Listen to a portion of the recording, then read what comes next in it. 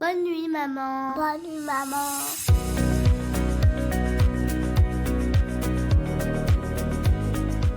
Les endormissements à rallonge, les réveils nocturnes ou les siestes compliquées, ça te parle ? Bienvenue dans Au pays des merveilleuses, le podcast qui t'aide à retrouver des nuits paisibles et des journées plus sereines. Je suis Alice Pigano, fondatrice d'Enfance Positive, experte en sommeil des enfants et en parentalité bienveillante, et aussi maman de 2 jeunes enfants. Ici, on parle sommeil, parentalité et équilibre avec des conseils concrets, des partages d'expériences et des échanges inspirants avec des experts et des parents. Installe-toi, on commence. C'est parti. C'est parti. Aujourd'hui, j'ai la joie d'accueillir Clotilde, maman de 4 enfants, dont des jumeaux. Elle est aussi connue sur Instagram sous le nom de « À travers la maternité ». Mais aujourd'hui, ce n'est pas la doula que j'ai invitée, c'est la femme, la mère, la Clotilde qui a vécu 3 accouchements très différents et 4 naissances. D'une césarienne programmée à un accouchement à domicile dans l'eau, puis une naissance gémellaire chez elle, seule avec le papa. Elle va nous raconter comment ces expériences ont forgé son lien avec ses enfants, transformé sa vision de la maternité et nourri ce qu'elle transmet aujourd'hui. Installe-toi confortablement, c'est une histoire forte, douce, bouleversante, mais aussi pleine d'espoir. Bonjour Clotilde. Et coucou, quelle belle description déjà. Mais écoute, merci d'avoir accepté de venir dans le podcast. Merci à toi pour l'invitation. Avec plaisir. Clotilde, est-ce que tu veux bien nous raconter les grandes différences qu'il y a eu, parce qu'elles sont énormes, entre Oh tes oui. 3 expériences d'accouchement, alors particulièrement entre la première et la deuxième, mais finalement, de grosses différences aussi entre la deuxième et la troisième expérience. Et du coup, qu'est-ce que c'est venu toucher en toi, en tant que femme et en tant que maman? Et peut-être sur d'autres sujets aussi que tu auras envie de nous partager d'ailleurs. La naissance, c'est vraiment une question centrale en fait, parce que ça touche à l'intimité et ça a des répercussions, on n'imagine pas à quel point, mais ça a des répercussions après sur le plan professionnel, sur le plan intime, sur la relation de couple, sur le rapport à la parentalité, à beaucoup de choses. Et c'est vrai que j'ai eu un parcours assez atypique du coup, parce que j'ai eu une césarienne programmée pour siège pour mon premier garçon. Césarienne qui s'est très bien passée sur le plan médical, mais que j'ai très mal vécu émotionnellement. Et en fait, j'ai mis des années à me rendre compte que j'en avais été profondément traumatisée. Et à reconnaître aussi que le lien avec mon fils en avait été impacté aussi. Voilà, donc j'ai commencé à me questionner par rapport à tout ça. Sachant que en parallèle, donc je suis diététicienne nutritionniste à ce moment-là, et j'ai un accompagnement qui est vraiment holistique vis-à-vis des personnes que j'accompagne. Donc je commence vraiment à venir questionner, à m'intéresser à la physiologie de la naissance, etc. Entre-temps, il y a la période du Covid. Et c'est vrai que là, je trouve qu'il y a beaucoup de choses qui vont pas dans le bon sens en termes de prévention, en tout cas, de favoriser voilà, le bon fonctionnement du corps humain, etc., de nous enfermer. Enfin, il y a plein de choses avec lesquelles je rentre pas en résonance. Et quand je vois surtout comment se passent les accouchements à ce moment-là, je me dis mais on marche sur la tête quoi. On marche sur la tête, on enferme les femmes toutes seules qui accouchent avec un masque, enfin, dans des conditions absolument horribles. Et je me dis mon Dieu mais je peux pas avoir ça quoi.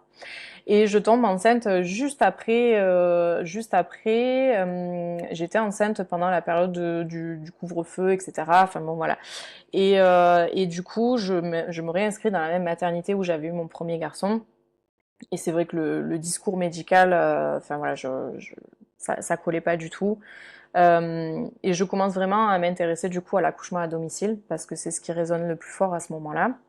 Et on a eu la chance de tomber sur une sage-femme à domicile qui accepte de nous accompagner malgré mon utérus cicatriciel, bon qui avait déjà 8 ou 9 ans à l'époque, mais le fait que ma césarienne était très antérieure et que à l'époque, on était vraiment à 5 minutes de la maternité. Oui. Voilà, elle nous a baigné de sa confiance et au final, notre deuxième enfant est arrivé comme ça.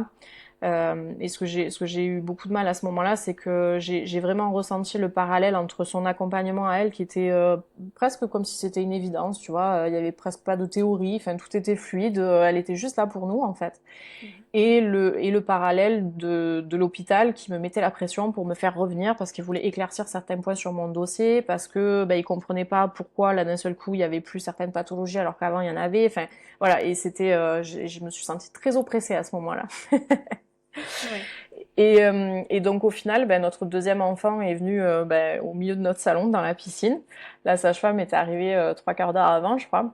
Et c'est une vraie femme sage, c'est-à-dire elle nous a baigné de sa confiance et elle a, enfin, c'est les mains libres, quoi. C'est-à-dire qu'elle était juste là, présente dans un coin de la pièce, et on a fait ça en amoureux presque tous les deux, et c'était vraiment trop chouette. Et c'est vrai qu'à ce moment-là, j'ai ressenti vraiment une profonde connexion, une reconnexion avec mon corps, avec ce que j'étais, avec ma puissance, avec tout ce que tu veux, hein. Et l'attachement avec mon deuxième fils a été immédiat. Enfin, c'était juste dans la continuité, en fait. Tu vois, c'était fluide, c'était évident, en fait. Et ça a été un petit peu à double tranchant parce qu'à la fois ça a été très salvateur, très guérisseur avec mon deuxième fils, mais en même temps c'est à ce moment-là aussi où j'ai pris encore plus conscience de ce qui nous avait été entre guillemets enlevé ou dont on avait été privé avec mon premier fils. Donc ça a été un sentiment assez ambivalent du coup entre le waouh absolument génial et en même temps ben, je ressens quand même de la culpabilité parce que ben, lui il avait rien demandé et il a subi ça et moi j'ai pas su me protéger, le protéger, enfin voilà ça a été assez ambivalent à ce moment-là. Ouais, je comprends. Mais par contre à côté de ça j'ai vraiment commencé je pense à être pleinement mère avec lui, avec mon premier fils à ce moment-là, tu vois. Sur toute son enfance, alors j'ai jamais été une mère défaillante, hein. Enfin je pense pas, en tout cas en toute bienveillance, mais c'est comme si je faisais les choses un petit peu machinalement avec lui, tu vois. Sans prendre vraiment le recul sur ce que tu faisais parce qu'il fallait Ouais, faire et... ouais c'est ça. Puis j'étais pas dans la connexion avec mon bébé, j'étais pas dans. Ouais, ouais. Il y avait un espèce de détachement. Mm. Ouais c'est ça. Et encore heureusement que j'ai eu l'allaitement qui m'a permis quand même de créer le lien, mais c'est vrai que Ouais. les premiers temps ont été quand même super difficiles quoi. Au final, rappelle-nous la différence d'âge. Il avait quel âge quand le deuxième est arrivé? Alors mon premier est né en 2013 et mon deuxième est né en 2021. 2013. Ah oui, donc il avait déjà 8 ans, Ellie? Ouais, Ou ouais, c'est presque ça. 8 ans, ouais. Ouais, ouais. Donc voilà, après ça, s'en est suivi aussi une période de grosse remise en question. C'est enceinte et du coup, à l'issue, enfin, après la naissance de mon deuxième aussi, que j'ai pris la décision de quitter mon ancien travail, Oui, d'accord. dans lequel donc je pratiquais en tant que diététicienne et en fait, ben, la naissance et la reconnexion à tout ça, la physiologie, et ben, ça m'a remis en question sur plein de choses dans ma pratique aussi en tant que professionnelle. Et là où j'étais à ce moment-là, ça collait plus en fait. J'étais plus alignée avec ce qui était proposé aux patients et voilà. Donc j'ai pris la décision de hop. C'est fou hein, ce que la maternité peut faire. Hein. Ouais, C'est quand même très fréquent ces changements de situation professionnelle en fonction de ce qu'on a pu vivre. ouais, Et toi, dans ton histoire, ouais, ce qui est drôle, vraiment. c'est que c'est arrivé au deuxième, mais finalement, c'est quand même Mm. cette histoire de maternité qui a créé ça chez toi. Mm. C'est ça. Après, aujourd'hui, j'ai beaucoup de résilience, si tu veux, parce que ben, je remercie mon premier fils de ce qu'on a vécu tous les deux, même si c'était difficile, parce que c'est entre guillemets aussi grâce à lui qu'il y a eu tout ça après. Bien Parce que sûr. peut-être si j'avais eu un accouchement entre guillemets lambda à l'hôpital avec péri ou sans péri, bon, bref, Oui. euh, mais voilà, qui se serait entre guillemets bien passé, je me serais peut-être jamais posé de questions et on Oui. aurait continué comme ça par la suite, tu vois. Donc voilà, mais c'est vrai que sur l'instant, ça a été quand même assez violent le Oui. parallèle. Donc voilà, et après ça, du coup, bah, ça a été aussi un moment de transition avec mon mari parce que bah, du coup, il fallait réapprendre l'équilibre familial, tout ça. Donc on a connu quand même un petit baby clash juste après parce que il était en plus d'ouvrir son entreprise en parallèle. Donc ça a fait beaucoup de changements en peu de temps et en fait, on se voyait très très peu. Donc ça a été délicat, mais on en est sorti grandi. Encore plus fort, encore plus complice. Et du coup, bah, très vite derrière, on a eu l'envie, en fait, bah, on avait deux garçons, donc il y avait un petit bout d'inachevé, quoi, voilà. Et on s'est dit, bah, allez, feu, feu quoi, on y va, c'est parti. Donc il y avait la question après la naissance de notre deuxième, lui me disait que s'il y avait un autre enfant c'était de suite, et puis moi je lui disais écoute de suite là quand même, je suis pas trop partante quoi, mais j'ai dit d'ici quelques temps, hein, ouais mais il me dit non si on attend c'est foutu, bon ouais. Voilà, et au final on a annoncé que j'étais enceinte pour les 1 an d'Aimé, donc pour les 1 an de mon deuxième. Et la semaine d'après, on rappelait tout le monde pour leur dire bon, il y en a 2. Voilà, Quelle donc là. aventure! Ouais, ça, pour Ouais. le coup, vous étiez pas projeté dans l'idée d'une grossesse gémellaire? Alors, on s'était pas projeté, mais en même temps, je sais pas, on appellera ça le sixième sens ou je ne sais quoi, mais on le sentait, tu vois, on n'arrêtait pas de blaguer là-dessus. Jusqu'à la veille, on se disait, attends, t'imagines demain, vraiment, elle nous annonce qu'il y en a 2 et tout. Enfin voilà, il y avait plein de choses, tu vois, qui. Et, C'est drôle. et au final, quand on l'a appris, ça a été la surprise, mais pas tellement, mais ça a été quand même le fou rire d'anthologie de notre vie, je crois. Et puis moi, il s'est joué plein de trucs à ce moment-là parce que je me suis dit, alors bon, grosse euphorie, mais en même temps désillusion totale parce que je m'étais dit bon ben voilà, s'il y a une troisième, on fera ça à la maison entre nous quoi. Et à ce moment-là, je me suis dit waouh, mais c'est, enfin, Oui, grossesse gémellaire de suite, c'est enfin, autre chose. premier rendez-vous, elle m'annonce tout juste qu'il y en a 2 et de suite elle me projette dans un truc de les protocoles, prévention, les risques, la prématurité, l'accouchement, ce sera déclenchement, ce sera ci. Ouais. Et je me sens ouais oppressée par toutes ces informations alors que je suis juste dans la joie d'accueillir la nouvelle déjà. Et laissez-moi le temps d'atterrir avant de me parler de tout ça quoi, Oh tu là vois. là, Et de le suite tact. je me dis ouais c'est ça et de suite bah après ils font leur boulot malheureusement mais c'est vrai Oui. que waouh j'ai trouvé ça d'une telle violence et à ce moment-là je me dis bon ben voilà c'est notre projet c'est foutu je me voyais déjà dans un carcan médical et sans pouvoir rien gérer enfin j'avais vraiment l'impression que ma dernière maternité allait m'échapper en fait tu vois. Ouais.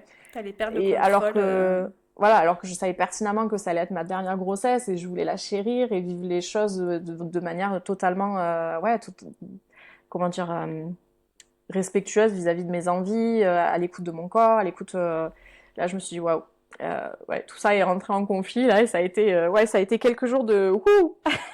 Hmm. Donc voilà, on a poursuivi comme ça. J'essaie de m'informer quand même à côté.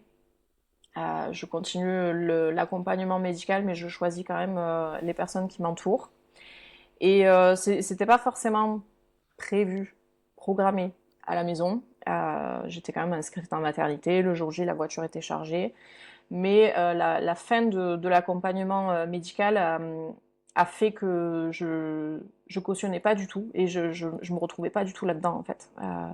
Voilà, on m'a annoncé, enfin, on voulait me programmer un déclenchement avec péridurale obligatoire, accouchement au bloc avec 10 personnes dans la salle. Enfin bon, voilà, à l'opposé de ce que j'avais vécu pour mon deuxième. Et non, Et à l'opposé de tes envies aussi, de toute façon. Hmm. c'était pas possible. Donc même si mon mari me rassurait, il me disait ouais, mais tu sais, je serai là pour protéger ton espace, pour te soutenir, etc.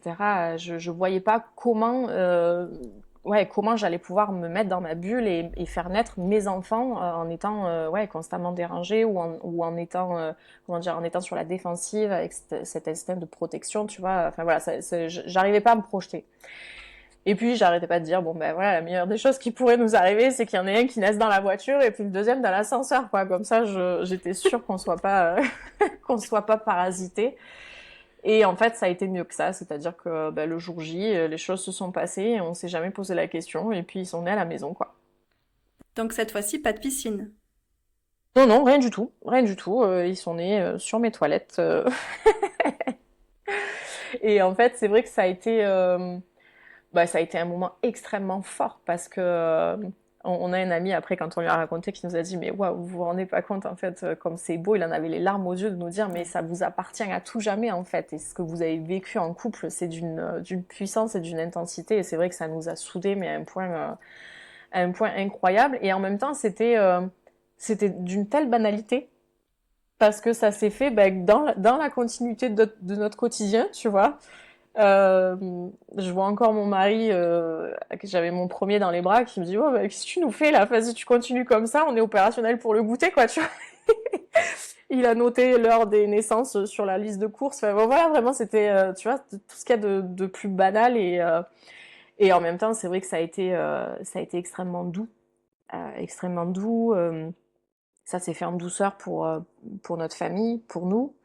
Et le postpartum derrière a été vraiment d'une extrême sérénité Pour moi, ça a été mon meilleur postpartum parce que j'étais dans une forme olympique. J'ai pas souvenir d'avoir eu des difficultés, enfin, si ce n'est sur la mise en place un petit peu de l'allaitement. Parce que, bon, voilà, 2 enfants, c'est quand même un peu Pas plus rien. intensif. Mais ouais, ça a été. Et c'est vrai que là, en fait, quand tu te reconnectes comme ça à une confiance avec un grand C en ton être, en ton corps, je me suis dit, c'est à ce moment-là d'ailleurs que j'ai commencé à partager sur les réseaux en fait. Je me suis dit, je peux pas me taire en fait. Je peux pas me taire parce qu'on prive les femmes de ça. Et c'est vrai que les femmes qui enfantent librement, entre guillemets, sont dangereuses parce que tu comprends qu'il y a aucune limite en fait. Tu peux faire ce que tu veux et après, il y a plus rien qui peut t'atteindre, tu vois. Ça nous rend fortes quelque part. Et voilà, je me suis dit, bon, ben voilà, si je passe d'une césarienne à une naissance libre pour des jumeaux, il faut que je communique là-dessus. Après, c'est pas forcément dans le but que les gens fassent comme moi. Ça, je préviens bien. Et mon but n'est pas d'inciter les femmes à accoucher toutes seules chez elles, pas du tout. Mais je pense qu'il y a quand même un juste milieu à trouver dans tout ça. On sait que le non-accompagnement du tout, ça peut être dangereux, mais le trop d'accompagnement aujourd'hui est dangereux aussi pour la santé des mères et des enfants. Et surtout sur le lien d'attachement, parce que je vois bien même au niveau du comportement, etc. Mon grand n'a pas, enfin, après ils ont tous un comportement qui est différent, bien entendu, ils ont tous leur propre tempérament, mais je vois vraiment une différence dans tous mes enfants, clairement. Oui, je comprends. Justement, c'était un peu cette question que je voulais aussi te poser concernant le lien, parce que c'est hyper important, le lien d'attachement, clairement. C'est ce qui construit toute la relation. Tu dis que ton premier accouchement, ça a laissé une trace particulière entre ton fils et toi, le premier, Élie, dans votre lien. Comment tu dirais que ça s'est construit, ce lien, au fil du temps, et en quoi tu trouves que c'est différent pour les 3 autres, donc pour Aimé, Maë et Anna Rose? Alors encore aujourd'hui, je pense qu'on se répare. Ouais, C'est délicat parce que c'est comme si rien n'était évident en fait. ouais, d'accord.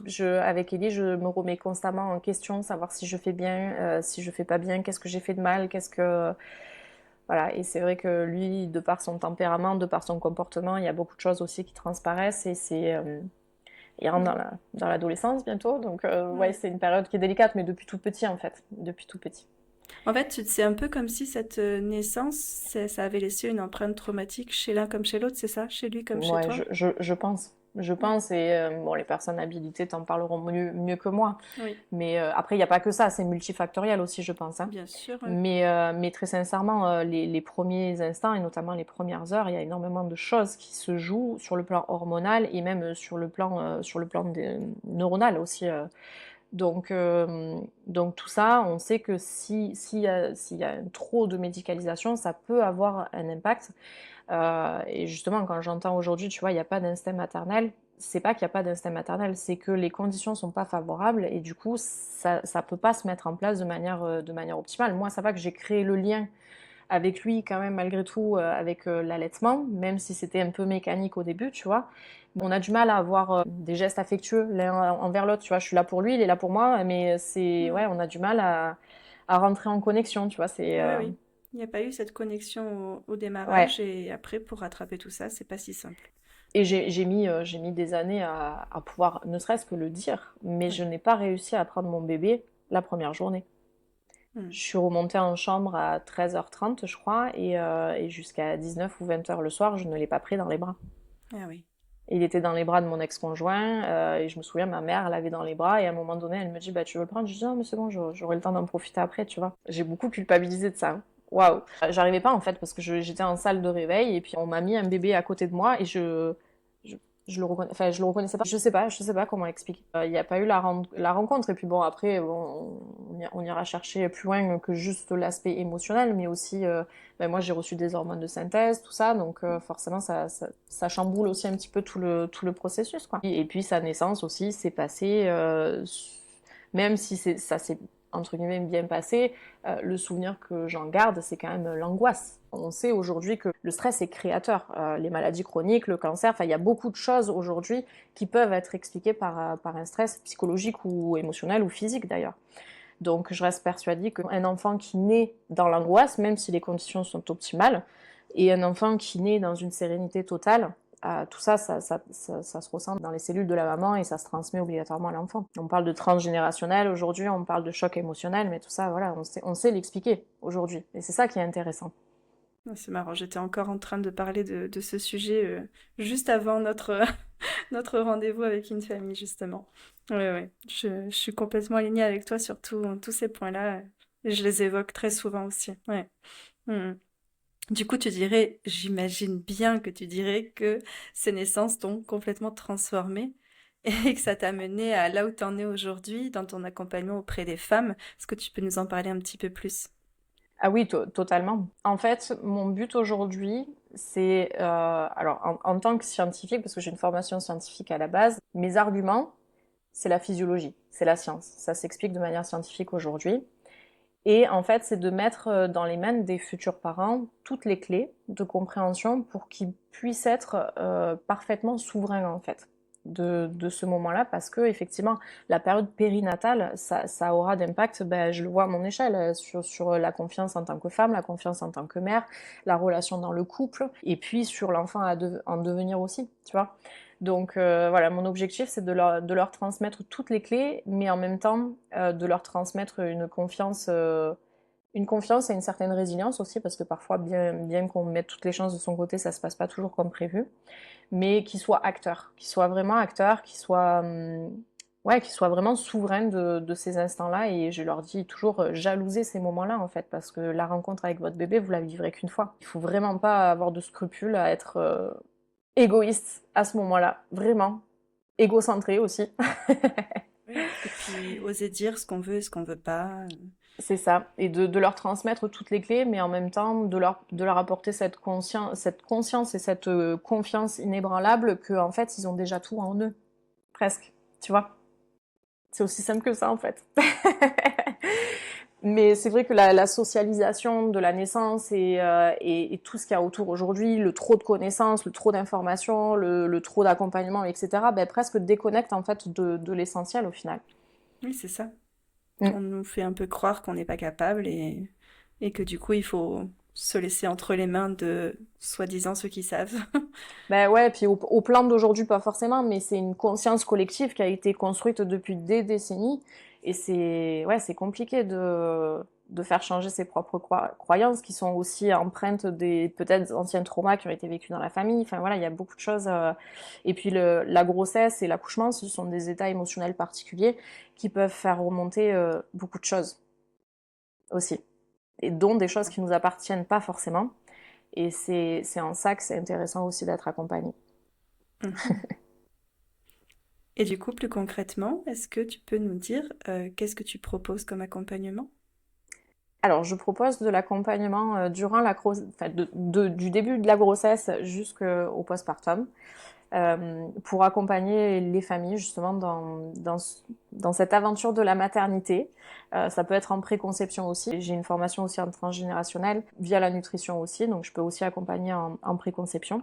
Mais voilà, l'objectif c'est de leur transmettre vraiment toutes les connaissances, toute la confiance et puis vraiment d'accueillir tous ces questionnements et tous ces changements, ces bouleversements émotionnels aussi durant la grossesse pour qu'ils soient préparés au mieux avec le plus de sérénité et de confiance possible pour la naissance. Et puis c'est surtout qu'on voit la naissance comme la fin de la grossesse, mais c'est surtout le début du postpartum et le début de la parentalité. Donc l'objectif c'est de favoriser un bon vécu durant toute cette période-là pour justement améliorer les chances que tout se passe bien aussi en postpartum et que tout soit dans la continuité et entre guillemets une évidence avec ce nouveau bébé ou ces nouveaux bébés du coup parce que voilà j'ai la casquette grossesse gémellaire. Enceinte de mes jumeaux j'ai cherché en fait, j'ai cherché à avoir du positif, j'ai cherché et j'ai pas trouvé donc en fait j'ai créé ce que j'aurais aimé trouver à l'époque. Et oui, c'est souvent comme ça que ça se passe, évidemment. Voilà, donc de l'information concrète, objective, de quoi m'aider à faire des choix éclairés, parce que tout le monde t'en parle, mais personne t'explique comment faire, en fait. Et puis en même temps, voilà, cette connaissance de la physiologie, mais tout en ayant quand même conscience qu'on est dans le monde où on est aujourd'hui, donc on peut pas faire abstraction non plus de certaines pathologies ou de certains risques.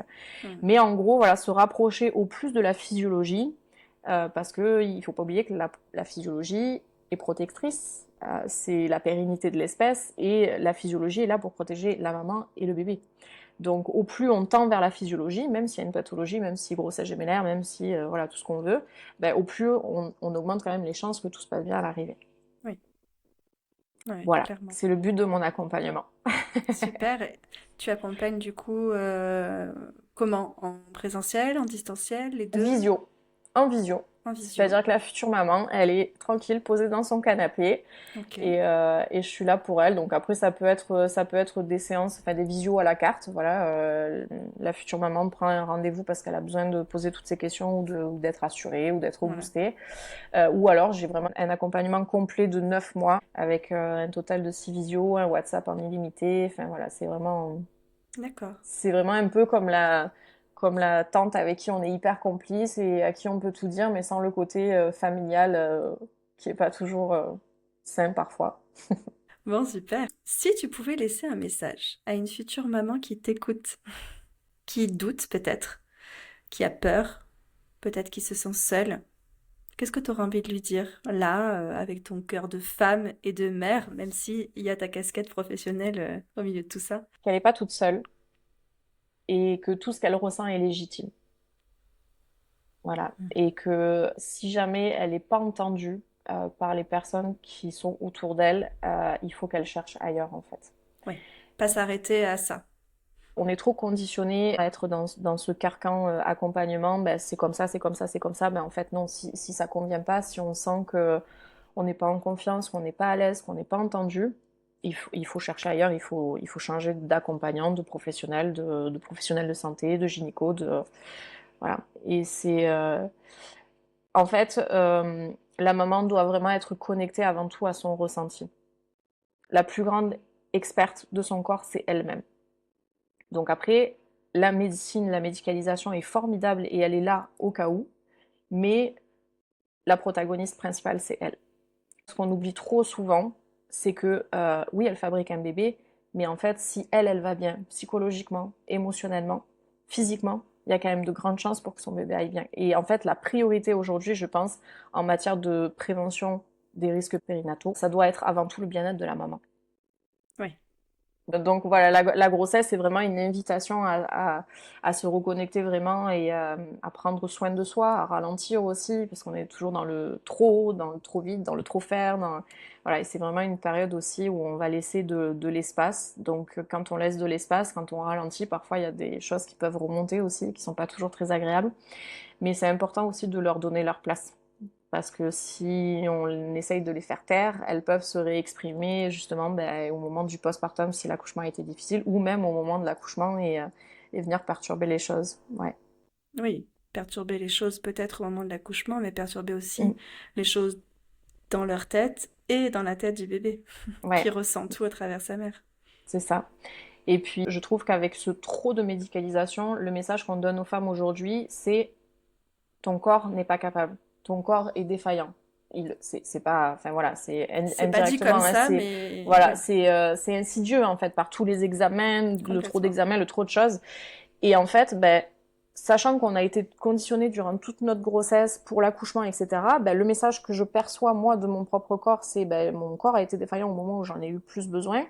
Donc comment je suis en mesure après de me faire confiance sur est-ce que je vais arriver à comprendre mon bébé? Est-ce que je fais bien? Donc en fait, cette confiance, elle se nourrit déjà au tout début de la grossesse. C'est pas juste, voilà, je me prépare le dernier mois et puis non, c'est une préparation, je pense, mentale, émotionnelle dès le début en fait. Parce que c'est vrai que si j'incarne cette souveraineté, si je suis bien dans mes baskets durant ma grossesse, si je vis mon accouchement, peut-être pas tout à fait comme je l'aurais espéré parce que voilà, on peut rien prévoir en matière d'accouchement, mais de manière voilà souveraine et je suis entendue et je gère les choses comme je veux. Après forcément je serai beaucoup plus à même d'être aussi souveraine et d'incarner ce truc de sérénité avec mon ou mes bébés quoi. Aujourd'hui on a tendance à être peut-être un petit peu trop passif par rapport à l'information. C'est-à-dire que on tombe enceinte, on nous dit voilà, faut faire le test de grossesse, faut faire la prise de sang, le suivi médical c'est ça, les examens c'est ci, etc. Et on a tendance à se laisser un petit peu bercer, on a tendance à attendre que l'information nous arrive dans les mains. Donc du coup, quand ça nous arrive dans les mains, on n'a que cette information-là. Et ce que je voudrais dire aux futurs parents, c'est que c'est important d'aller eux chercher l'information aussi et de questionner en fait. pas forcément de remettre en question tout, mais de poser des questions. Voilà, de poser des questions sur le suivi médical aux professionnels qui nous accompagnent, sur ce qu'on a envie, sur ce qu'on n'a pas envie, sur le bénéfice de ça, sur le risque de ça. Enfin, vraiment, c'est important d'aller chercher l'information soi et ça permet aussi d'être pleinement acteur de son expérience. Parce que du coup, on sait, on a toutes les informations et du coup, on peut faire des choix avec lesquels on est aligné. Super, c'est trop intéressant. Ton discours, j'aurais envie de parler avec toi pendant des heures. Peut-être qu'un jour, tu auras l'occasion de revenir nous en dire un petit peu plus. En tout cas, c'était très chouette. Est-ce que tu as un dernier mot à dire? Alors pour l'instant, je peux pas trop en divulguer, mais effectivement, ma spécialité, c'est l'accompagnement des grossesses gémellaires, des futurs parents de jumeaux. Et je suis actuellement sur un projet qui verra le jour l'année prochaine. Voilà, je peux pas en dire plus Donc pour en l'instant. 2026. En 2026, début 2026. Mais voilà, on est en train de réfléchir à porter notre pierre à l'édifice pour justement apporter cette dose de positivité en fait aux futurs parents de jumeaux parce que toute l'idéologie autour est super négative quoi. C'est dur quand on dit qu'on a des jumeaux, c'est bon courage quoi. Et non, nous on veut plus entendre ça. Voilà, on veut en faire une expérience cool et je reste persuadée que positiver tout ça, ce n'est pas non plus travestir la réalité, attention, mais du coup on est beaucoup plus à même de vivre une expérience cool quoi, que si on est dans la peur, dans l'appréhension. Donc c'est en cours. Pour ça, il faudra me suivre. Et j'en dirai bientôt plus. Très très bientôt. Super. Écoute, merci du fond du cœur, Clotilde, pour ta confiance et pour ce voyage à travers ta maternité hyper intéressante et inhabituelle. Et j'espère que ce sera de moins en moins inhabituel. Je l'espère aussi. Merci aussi pour la sincérité de ce témoignage. Et pour ce message d'espoir finalement que tu portes à ta manière. Si toi qui nous écoutes, tu veux suivre Clotilde ou en découvrir plus sur son univers, tu retrouveras tous ces liens en description de l'épisode. Et si cet épisode t'a touché, pense à le partager autour de toi ou à laisser un petit mot doux. On se retrouve très vite pour une nouvelle histoire d'une autre merveilleuse. Prends soin de toi. Merci d'avoir écouté cet épisode d'Au Pays des Merveilleuses. Si tu as aimé, n'hésite pas à laisser une note et un avis sur Apple Podcast ou Spotify. Ça m'aide à faire connaître ce podcast et à soutenir d'autres mamans. À très vite pour un nouveau moment de sérénité.